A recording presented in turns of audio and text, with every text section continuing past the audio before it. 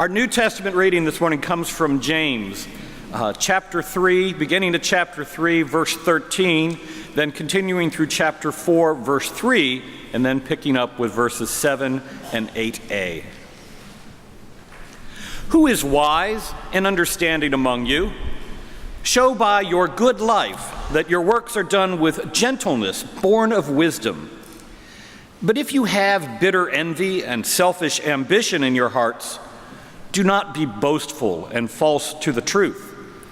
Such wisdom does not come down from above, but is earthly, unspiritual, devilish. For where there is envy and selfish ambition, there will also be disorder and wickedness of every kind. But the wisdom from above is first pure, then peaceable, gentle, willing to yield, full of mercy and good fruits, without a trace of partiality or hypocrisy. And a harvest of righteousness is sown in peace for those who make peace. Those conflicts and disputes among you, where do they come from? Do they not come from your cravings that are at war within you? You want something and you do not have it, so you commit murder. And you covet something and you cannot obtain it, so you engage in disputes and conflicts. You do not have because you do not ask.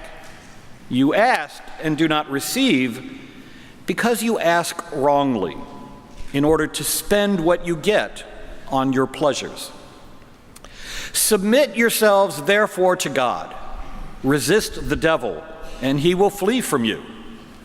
Draw near to God, and he will draw near to you.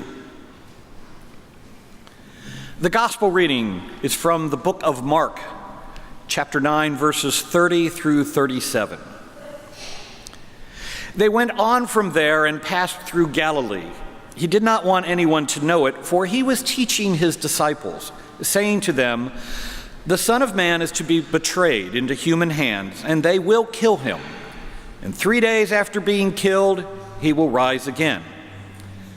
But they did not understand what he was saying and were afraid to ask him. Then they came to Capernaum, and when he was in the house, he asked them, "What were you arguing about on the way?" But they were silent, for on the way they had argued with one another who was the greatest. He sat down, called the 12, and said to them, "Whoever wants to be first must be last of all and servant of all." Then he took a little child and put it among them, and taking it in his arms, he said to them, "Whoever welcomes one such child in my name welcomes me, and whoever welcomes me welcomes not me, but the one who sent me." The word of the Lord.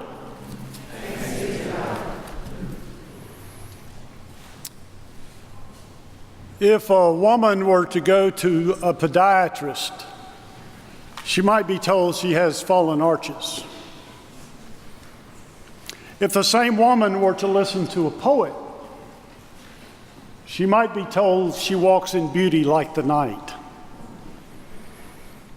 Both the podiatrist and the poet are telling the truth, each in his own way. The issue is what kind of truth you're after. Jesus and the disciples went on and passed through Galilee. Jesus would not have anyone know it, for Jesus was teaching the disciples. But they did not understand, and they were afraid to ask Jesus.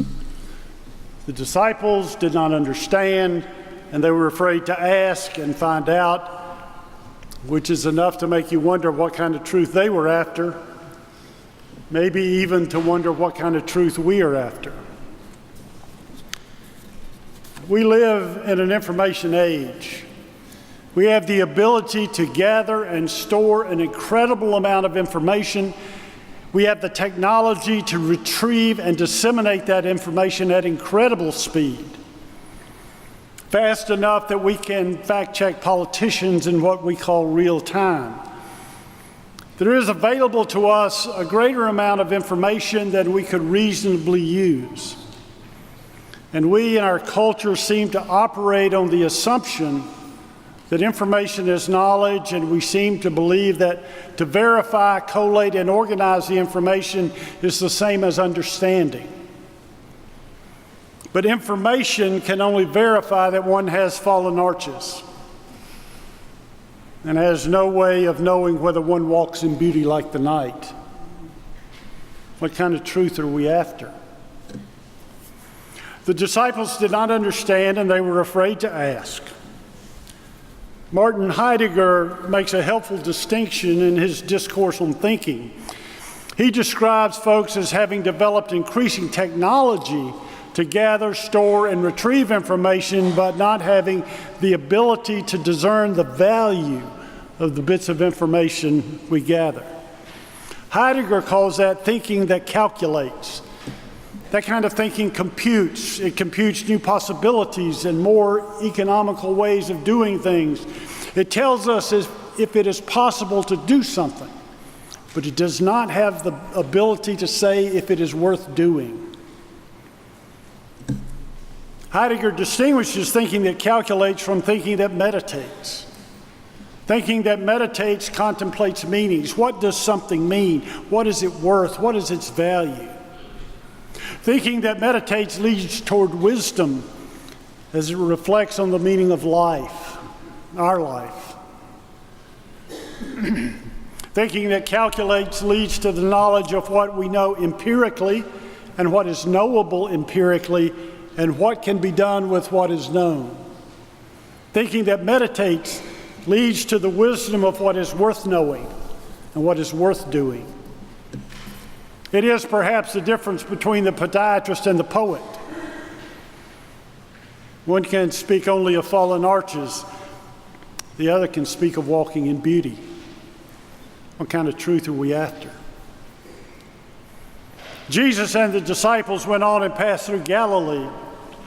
And Jesus would not have anyone know it, for Jesus was teaching his disciples, saying to them, "The Son of Man will be delivered into the hands of human beings and will be killed by them, and having been killed by them will rise after 3 days."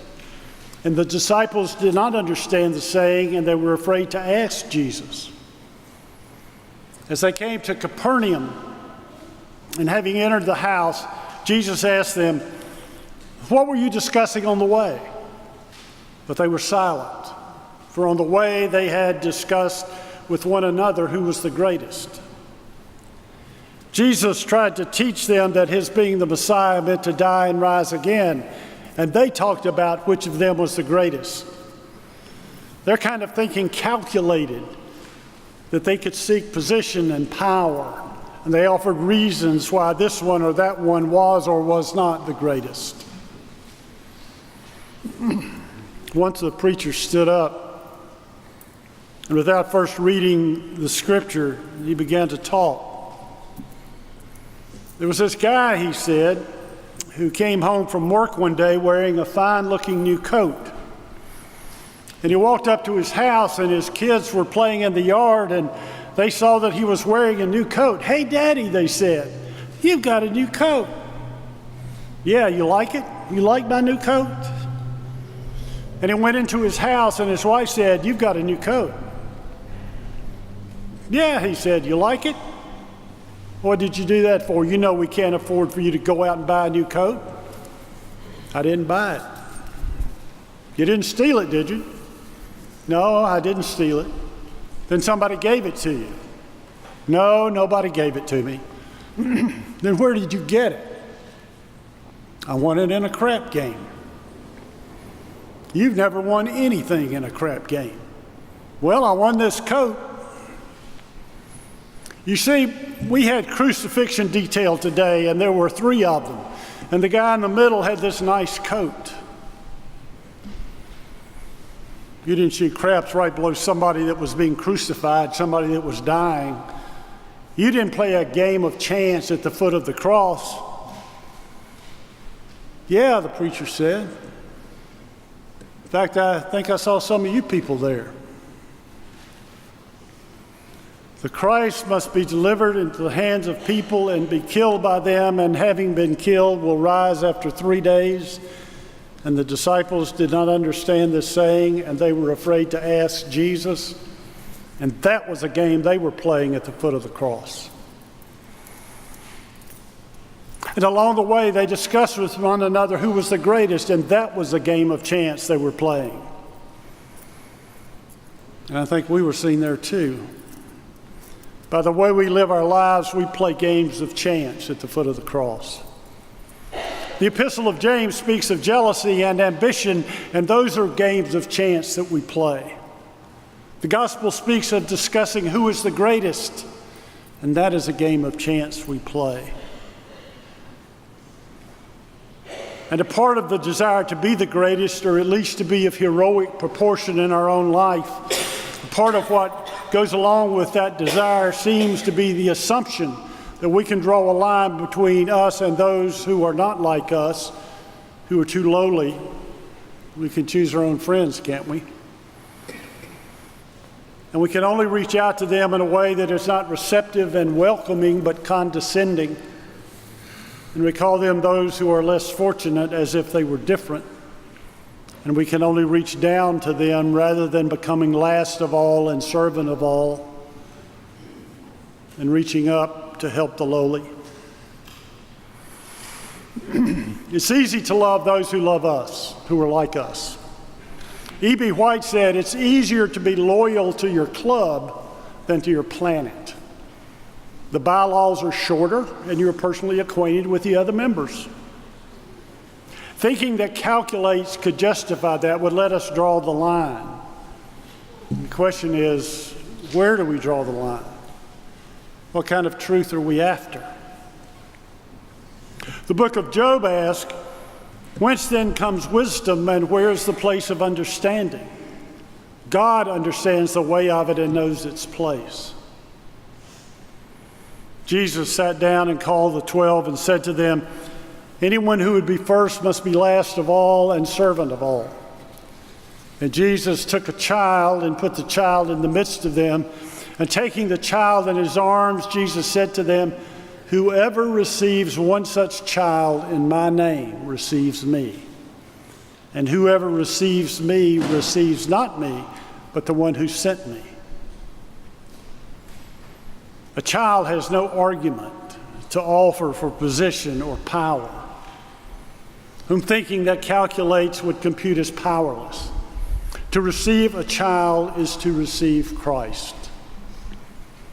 And not only children, but those of equivalent stature to a child, the powerless, those who cannot repay or offer reward. There's a pastor who serves an inner city Lutheran church. And he told of walking in the neighborhood near his church, a neighborhood in which the city's poor live and to which the church reaches out. He passed by the house of one man named Robert, who lived alone, whom the church had helped on several occasions. Robert dressed in closed closet clothes and wore them as if they were the finest new clothes, though they were worn and frayed. He carried himself with an effective regal bearing. And he always walked carrying a walking cane, which he tapped as he walked. The pastor heard Robert's tapping behind him. Robert was a planet with its own atmosphere, which arrived before he did. There was no avoiding him. Robert invited the reluctant pastor into his house. You helped me when I needed it, Robert said, and I want to give you something to show my gratitude. Robert opened the cabinet under the sink and pulled out a box.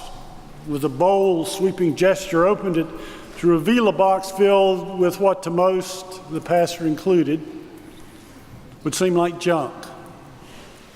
A trivet with one leg broken off and other discarded items that Robert had collected. To Robert, they were treasures. No, I couldn't take anything from you. We don't help people to be repaid. We do it for free to serve Christ. And having declined the gift, the pastor left. One Sunday morning, the pastor was preaching when the doors of the sanctuary opened And there stood Robert, his hair combed up in twin towers, like the towers of a cathedral. And he walked down the center aisle like a visiting dignitary and sat on the front pew. As the preacher preached, Robert, unlike the Lutherans, moved to his own sermon, which had a much different rhythm than the one everyone else was hearing. And the preacher felt he was losing control. At last, Robert stood up and said, "I'm going to pray." "Now is not the time to pray," the preacher said. He finished the sermon, and then came the offering, and as the ushers took up the offering, the preacher stood in the center of the chancel with his head bowed. He looked up, expecting to see the ushers with the offering plates. Instead, there stood Robert, the twin peaks of his hair towering over the preacher, and he said, "I'm not going to pray for you no more." And with that, he walked, tap, tap, tapping down the center aisle and out of the church. The next day, the preacher went to Robert's house and told him he would like to accept his gift. And it was, he said, a two-legged trivet that forgave him. When he received the trivet which the world would calculate to be broken, he received Robert, whom the world would calculate to be broken. And when he received Robert, he received one who stood before him as a child, the very image of being powerless. And when he received the childlike Robert, he received Christ, whom the world broke on a cross. The world would calculate the trivet as broken, Robert as worthless, and the woman as having fallen arches. What kind of truth are we after? Wisdom tells us the place of understanding is the cross of Christ Jesus. And when we receive the powerless, those without capacity to reward or repay, we receive Christ. And when we receive Christ, fallen arches and all, we walk in beauty like the night. Amen.